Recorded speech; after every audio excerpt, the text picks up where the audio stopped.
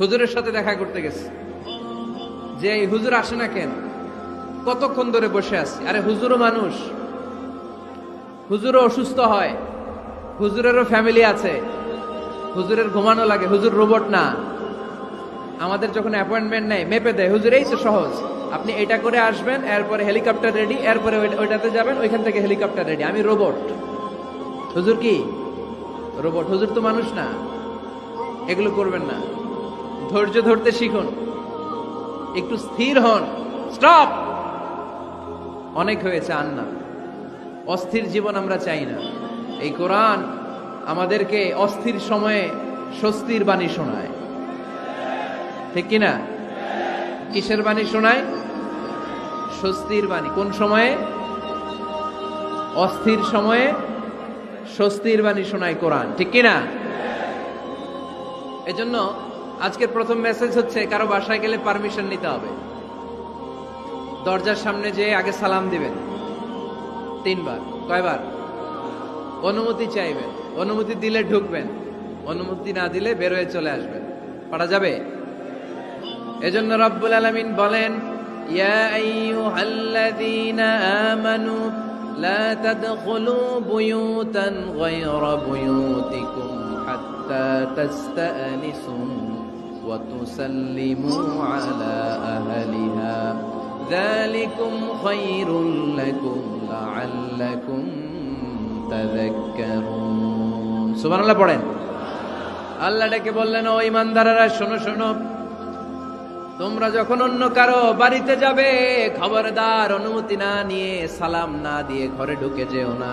দরজার সামনে দাঁড়িয়ে থাকো, দরজার সামনে দাঁড়িয়ে দাঁড়িয়ে 3 বার অনুমতি চাও, তারপরে সালাম দাও। অনুমতি দিলে ঢুকবা, নচেত চলে যাবা, ঠিক কিনা? এই আইনটা কার? ফেনীবাসী কি আইনটা মনে রাখতে পারবে? কারো বাসায় যাওয়ার আগে অ্যাপয়েন্টমেন্ট নিয়ে যাবে, আর যে হুট করে দরজার ভিতরে ঢুকে যাব না, অপেক্ষা করব। You have to wait. তিনি আসতে বললে এরপরে ঢুকবো, মনে থাকবে? কারো ঘরে অনুমতি না নিয়ে ঢুকা কবিরা গুনাহ। কি গুনাহ? আমরা এগুলোর ইসলাম মনে করি না, আমরা ম্যানার জানি না, আমরা সোশ্যাল নর্মস জানি না। আমরা মনে করি নামাজ, রোজা, হজ, যাকাত, জিকির এগুলাই ইসলাম, ঠিক কিনা? ধরাবাঁধা ইসলাম হিন্দু ধর্মের মতো গদবাঁধা কোনো ধর্ম নয়। আমাদের মসজিদ এটা গির্জা, প্যাগোডা, সিনাগগ আর গুরুদুয়ারার মতো যে কোনো ইবাদতগাহ নয়। আমাদের মসজিদগুলো আমাদের সামাজিক ঐক্যের কেন্দ্রবিন্দু। আমাদের ইসলাম হচ্ছে আমাদের জীবন চালানোর মেথোডোলজি। কেমন করে এই লাইফটা সুন্দর হবে, স্মুথ হবে, তার সব নির্দেশনা কোরআনের ভেতরে আছে না নাই? এজন্য বিশ্বনবী বললেন, খবরদার কারো ঘরে যাওয়ার আগে সালাম দাও, পাশাপাশি অনুমতি চাও। এক সাহাবী দাঁড়িয়ে বললেন, ইয়া রাসূলুল্লাহ, ইয়া হাবিবাল্লাহ, আমার ঘরে আমরা কেবল 2 জন থাকি, 2টা ঘর। এক ঘরে থাকে আমার আম্মা, আরেক ঘরে থাকে আমি। আফাস্তাদিনু আলা উম্মি, আমি কি আমার মায়ের ঘরে ঢোকার আগে অনুমতি নেওয়া লাগবে নাকি? নবী, হ্যাঁ, 2টা রুম আমার ঘরে, এক রুমে আমি, আরেক রুমে আমার মা। আফাস্তাদিনু আলা উম্মি, আমার মায়ের ঘরে যাওয়ার আগে অনুমতি নেওয়া লাগবে? আনা খাদিমুহা, আমি তো তার খেদমত করি, মায়ের ঘরে যাইতে অনুমতি লাগবে? বিশ্বনবী বললেন, নাম ইস্তাদিন আলাইহা, হ্যাঁ অবশ্যই মায়ের ঘরে ঢোকার আগে অনুমতি নিয়ে ঢুকবা। সুবহানাল্লাহ পড়বেন না?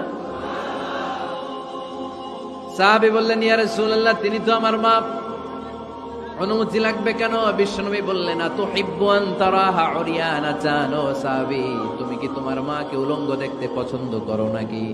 সাহাবী বললেন, না, কশিন কালেও নয়, আমি কখনো আমার মারে উলঙ্গ অবস্থায় দেখতে পছন্দ করব না। বিশ্বনবী বললেন, তাহলে অবশ্যই অনুমতি নিয়ে ঢুকবা। যদি মারে উলঙ্গ দেখতে মনে না চায় তাহলে ঢুকবা, কারণ ঘরের ভিতরে কে কখন কোন পরিস্থিতিতে থাকে তার কোনো হিসাব আছে।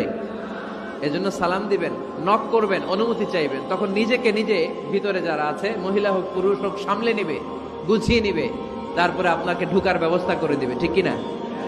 তাহলে মায়ের ঘরে ঢুকতে হলে যদি অনুমতি লাগে, তাহলে বোনের ঘরে ঢোকার আগে অনুমতির দরকার আছে না নাই? আমার পাশের ঘর হচ্ছে আমার ভাইয়ের ঘর, ভাইয়ের ঘরে ঢোকার আগে অনুমতির দরকার আছে না নাই? কাজিন, চাচাতো বোন, খালাতো বোন, চাচাতো ভাই, খালাতো ভাই, পাশের ঘরের ভাবি, পাশের বাড়ির মানুষ, এদের ঘরে ঢোকার আগে অনুমতির প্রয়োজন আছে না নাই? খবরদার, খবরদার, এটা কবিরা গুনাহ। This is my first message to the people of Feni tonight. আজ রাতে ফেনীবাসীদের কাছে আমার প্রথম মেসেজ হচ্ছে, কারো ঘরে যাওয়ার আগে অ্যাপয়েন্টমেন্ট নিয়ে যাব। কখন তার সাথে দেখা করব আগে অ্যাপয়েন্টমেন্ট নিয়ে যাব, তারপরে যে দরজার বাইরে দাঁড়িয়ে পারমিশন চাইবো, মানে অনুমতি নিব, তারপরে সালাম দিব, এরপরে ঘরে ঢুকবো। পারা যাবে? ইনশাল্লাহ পড়তে পারবেন না আওয়াজ করে? যারা বিশ্বাসী বলে নিজেদেরকে দাবি করো, আল্লাহ আল্লাহ রাসূলের নিয়মের বা আইনের উপর দিয়ে টপকে যেও না। আল্লাহ আল্লাহ রাসূল যেটা বলেছে এটাই ফাইনাল, ঠিক কি না? রব্বুল আলামিন বলেন, ইয়া আইয়ুহাল্লাযীনা আমানু লা তুকদ্দিমু বাইনা ইয়াদাইল্লাহি ওয়া রাসূলিহি ওয়াত্তাকুল্লাহ ইন্নাল্লাহা সামিউন আলীম। পড়েন সুবহানাল্লাহ। আল্লাহ বললেন, যারা বিশ্বাসী বলে দাবি করো, খবরদার, আল্লাহর দেয়া বিধান আর আমার নবীর দেয়া বিধান, এই বিধানগুলাই ফাইনাল। এই ফাইনাল কথার পরে মুমিনের কোনো কথা থাকতে পারে? আল্লাহ যেটা বলেছে, আল্লাহ রাসূল যেটা বলেছে সেটাই ফাইনাল। আওয়াজ করে বলতে হবে, সেটা কি? এটা ফাইনাল। এরপর আর নতুন কোনো কথা নাই। যখনই বলা হবে আল্লাহ বলেছে, রাসূল বলেছে, আমরা বলবো আমান্না, সামি'না ওয়া আতা'না, আমরা শুনলাম, মানলাম, বিশ্বাস করলাম, আমাদের পক্ষ থেকে আর দ্বিতীয় কোনো কথা নাই, ঠিক কি না? এজন্য আল্লাহ বললেন, খবরদার, আমি আর আমার রাসূল যেটা দিয়েছি সেটাই ফাইনাল। অতিরিক্ত বুঝতে যেও না, ওভার স্মার্ট সাজতে চেও না, আমি আল্লাহর দেয়া নবীর দেয়া বিধানের সামনে অ্যাডভান্স হতে যেও না, কারণ আমি আল্লাহ আর আমার রাসূল যেই নিয়ম দিয়েছি সেটাই ফাইনাল, সেটাতেই বরকত। কোন মুমিন বান্দাবান্দীদের কাছে যখন আল্লাহ আর আল্লাহ রাসূলের কথা বলা হয়, তাদের কাছে এটাই ফাইনাল, ঠিক কি না? ওমা কানা লিমুমিনিন ওয়ালা মুমিনাতিন ইযা খাদাল্লাহু ওয়া রাসূলুহু আমরান আইয়াকুনা লাহুমুল খিয়ারাতু মিন আমরিহিম। মুমিন নরনারীর কাছে যখন বলা হবে এটা আল্লাহর কথা, আল্লাহর রাসূলের কথা, এটাই ফাইনাল। এরপরে মুমিনের আর নতুন কোনো চয়েস থাকতে পারে? আল্লাহ বলেছে 5 ওয়াক্ত সালাত জামাতের সাথে আদায় করো, এটাই ফাইনাল, ঠিক কি না? আল্লাহ বলেছেন, চুরি করলে চোরের হাত কেটে দাও। বিশ্বনবী জীবদ্দশায় চোরের হাত কেটে দেখিয়ে দিয়েছেন, চুরি করলে হাত কেটে দাও, এটাই ফাইনাল, ঠিক কি না? আল্লাহ নিয়ম জারি করেছেন, ও নারীরা, পর্দা করে ঘর থেকে বের হও, এর উপরে কোনো কথা নাই, জোরে বলেন ঠিক কি না? আল্লাহ আইন করে দিয়েছেন, রমাদানের 29 দিন কিংবা 30 দিন রোজা রাখবা, এটাই ফাইনাল, এরপরে কোনো কথা নাই, জোরে বলেন ঠিক কি না? যারা সম্পদশালী হয়েছ, বছরান্তে 2.5% যাকাত দিবা, বিধানটা কার? এটাই ফাইনাল, এরপরে কোনো কথা আছে? তার মানে আল্লাহ আল্লাহ রাসূল যেটা দিয়েছে এটাই ফাইনাল, এটাই সর্বোৎকৃষ্ট, এর চেয়ে উৎকৃষ্ট আর ভালো হতে পারে না, এটাই শ্রেষ্ঠ। এক সাহাবী বলল, আসুমুদ্দাহার, আমি সারা বছর রোজা রাখবো, রোজা ভাঙবো না। আরেক সাহাবী বলল, আ'তাজিলুন নিসা, আমি আমার বউয়ের কাছে যাব না, আজীবন বৈরাগ্য জীবন যাপন করব। আরেক সাহাবী বলল, উসল্লি লাইলা কুল্লাহ, সারা রাত তাহাজ্জুদ পড়ব, ঘুমাবো না। এই কথা শুনে বিশ্বনবী রেগে গেলেন। বিশ্বনবী বললেন, কে কে বলেছে এই কথা যে সারা বছর রোজা রাখবে, সারা রাত তাহাজ্জুদ পড়বে, স্ত্রীর কাছে যাবে না? ইন্নী আখশাকুম লিল্লাহি ওয়া আতকাকুম লাহু, নিশ্চয় আমি তোমাদের চাইতে আল্লাহকে বেশি ভয় করি। আমি বিশ্বনবী সবচেয়ে বড় মুত্তাকি, আমি বিশ্বনবী সবচেয়ে বড় বুজুর্গ, আমি বিশ্বনবী সবচেয়ে বড় আল্লাহওয়ালা। তো আমি এত বড় আল্লাহওয়ালা হয়ে আমি 11 জন স্ত্রী রেখেছি, আমি এত বড় আল্লাহওয়ালা হয়ে রাতে তাহাজ্জুদও পড়ি, আবার কিছু অংশ ঘুমাই, আমি এত বড় আল্লাহওয়ালা হয়ে বছরে কিছু সময় রোজা রাখি, মাঝে মাঝে রাখি না। তো আমি ব্যালেন্স করে জীবন ধারণের পরে আমার আল্লাহওয়ালাগিরিতে কোনো সমস্যা হয় নাই, আমার নবী হতে সমস্যা হয় নাই। তোমাদের সমস্যা হলো কেন? তোমরা কোত্থেকে এটা শিখেছো? আমি বিশ্বনবী যেটা শিখিয়েছি এটাই ফাইনাল, এর চেয়ে শ্রেষ্ঠ কোনো কাজ আর হতে পারে না। চিল্লায় বলেন ঠিক কি না? ফজরের ফরজ নামাজ কারাগার, আওয়াজ করে বলেন, বিধানটা কার? আপনি যদি বলেন আমি একটু বাড়ায় পড়বো, 3 রাকাত পড়বো, সওয়াব বেশি হবে না? কারণ আপনি অ্যাডভান্স হয়েছেন। লা তুকদ্দিমু বাইনা ইয়াদাইল্লাহি ওয়া রাসূলিহি, খবরদার আল্লাহ আল্লাহ রাসূলের উপর অ্যাডভান্স হয়ো না। রমাদানের রোজা 30টা, আপনি যদি বলেন 35টা রাখবো, ফেনীর ভাইয়েরা, রমজানের পরে আরো 5টা যদি একাধারে রাখেন, রমজান মনে করে আল্লাহ কবুল করবে? কবুল করবে। তার মানে আল্লাহ আল্লাহ রাসূল যেটা বলেছে এটাই ফাইনাল। এর চেয়ে বেশি কিছু আর ইবাদত করা যাবে, এর চেয়ে শ্রেষ্ঠ ইবাদত হতে পারে না। বিষ্ণু ইসা ইসলাম বললেন সারা রাত তাহাজ্জুদ পড়লে এটা শ্রেষ্ঠ ইবাদত নয়, বরং রাতের কিছু অংশ ঘুমাবা, কিছু অংশ তাহাজ্জুদ পড়বা। আইয়ামুল বীজের রোজা রাখবা, সোম আর বৃহস্পতিবার রোজা রাখবা, আরাফার রোজা রাখবা, আশুরার রোজা রাখবা, শাওয়ালের 6 রোজা রাখবা। এর চেয়েও বেশি রাখতে চাইলে একদিন রোজা রাখবা, আরেকদিন রাখবা না, একদিন রাখবা, আরেকদিন রাখবা না। এর চেয়ে ভালো রোজার হতে পারে? হতে পারে না। আল্লাহর হাবিব সাল্লাল্লাহু আলাইহি ওয়াসাল্লাম বললেন সেই শ্রেষ্ঠ যে স্ত্রীদের সাথেও মেলামেশা করে আবার ইবাদতও করে। ইসলামের মধ্যে ভারসাম্য আছে না নাই? তাহলে বোঝা গেল আল্লাহর হাবিব সাল্লাল্লাহু আলাইহি ওয়াসাল্লাম আল্লাহর সবচেয়ে কাছের, তিনি সবচেয়ে বড় মুত্তাকি। ফেনীবাসী আওয়াজ করে বলেন তো, আমার নবীর চাইতে বড় মুত্তাকি হওয়া যাবে? আমার নবীর চাইতে বড় আল্লাহওয়ালা হওয়া যাবে? নামাজ কেমন করে পড়তে হয় এটা নবী শিখায় গিয়েছেন, এর চেয়ে বেশি কিছু করা যাবে? জিকির কেমন করে করতে হয় এটা বিশ্বনবী শিখিয়ে গিয়েছেন কি জান নাই? বিশ্বনবীর শিখানো পন্থার বাইরে নতুন পন্থায় জিকির করা যাবে? তাহলে আল্লাহ এবং আল্লাহ রাসূল যা শিখিয়েছে এটাই ফাইনাল।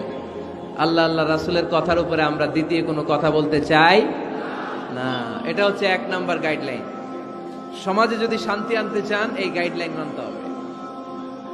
বনু তামিম গোত্রের নেতা কে হবে? আল্লাহর হাবিব সাল্লাল্লাহু আলাইহি ওয়াসাল্লাম পরামর্শ করছিলেন। সাইয়েদনা আবু বকর বললেন আমার মতামত হচ্ছে এই লোকটা নেতা হলে ভালো হয়, যোগ্য লোক। ওমরে ফারুক বললেন না, উনি না। আবু বকর যেটা বলেছে ওইটা না, আমার মনে হয় এই লোকটা নেতা হলে ভালো হয়। আবু বকর বললেন না ওমর তুমি বুঝো না, আমি যারে বলছি সে ভালো। ওমরে ফারুক বলে না আবু বকর, আমি যাকে বলেছি সে ভালো। এরকম মতামত দিতে দিতে, তর্ক করতে করতে বিশ্বনবীর গলার চাইতে সাহাবীদের গলার আওয়াজ বড় হয়ে গিয়েছে।